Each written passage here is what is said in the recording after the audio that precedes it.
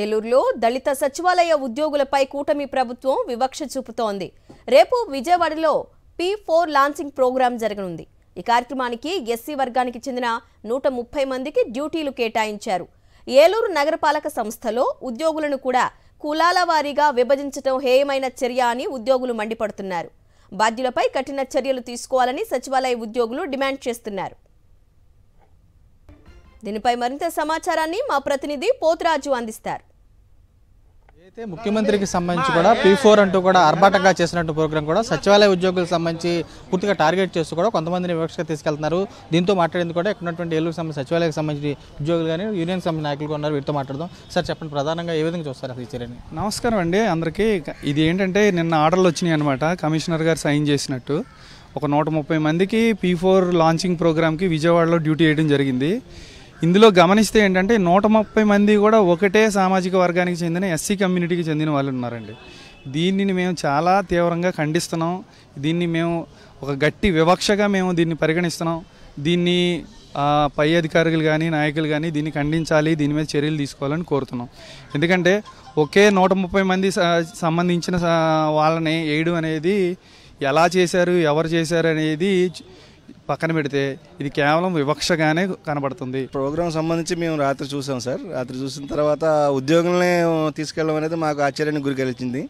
కానీ అది మళ్ళీ ఆశ్చర్యంతో పాటుగా దీన్ని వివక్షగా చూసేసరికి మాకు చాలా బాధ కలిగించింది సార్. మేము దీన్ని తీవ్రంగా ఖండిస్తున్నాం సార్. నేను ఇచ్చిన లిస్టులో అయితే పర్టికులర్గా ఎస్సీ వాళ్ళని ఇచ్చారు. ఆ ఇచ్చిన లిస్టులో కూడా ఇక్కడ ఎవరు ప్రజెంట్ వర్కింగ్ ఎవరు లీవ్లో ఉన్నారు కూడా కొంచెం కూడా కామన్ సెన్స్ కూడా లేదు. అంటే పర్టికులర్గా ఒక ఎస్సీ లిస్ట్ని అయితే సపరేట్గా తీశారు. అది ఎవరు వర్క్ చేస్తున్నారు ఏంటో కూడా అది కూడా లేదు. మినిమం కామన్ సెన్స్ కూడా లేదు. అయితే పని ఒత్తిడి చాలా ఇబ్బందిగానే ఉంది. జనాల దగ్గరికి వెళ్ళి ఓటీపీలు అడగడం అంటే వాళ్ళు ఓటీపీలు చెప్పట్లేదు. ఒకసారికి 2 సార్లు చాలాసార్లు తిప్పించుకుంటున్నారు. సర్వేలు కూడా చాలా మా ఏఎన్ఎంస్ వరకు అయితే 40 యాప్లు ఉన్నాయండి. మాకు సర్వేలు చేయకపోతే ఇటు నుంచి మున్సిపల్ ఆఫీస్ నుంచి, డిఎంహెచ్ఓ ఆఫీస్ నుంచి, మెడికల్ ఆఫీసర్ నుంచి మాకు ప్రెజర్ ఉంటుందండి. దానివల్ల మేము ఫిజికల్గా మేము చాలా ప్రాబ్లం ఫేస్ చేస్తున్నాము. ఇది మాకు ఇబ్బందికరంగా ఉందండి. ఈ ఒక P4 సర్వే ఇనాగరేషన్ ప్రోగ్రామ్కి ప్రభుత్వ ఉద్యోగులను తీసుకెళ్లడం అనేది ఇంతవరకు మేము ఇంతవరకు ఎప్పుడు చూడలేదు. ప్రభుత్వ ఉద్యోగులు గవర్నమెంట్ కార్యక్రమాలు ఇనాగరేషన్కి వెళ్తారు అనేది ఇప్పుడు వరకు తెలియదు.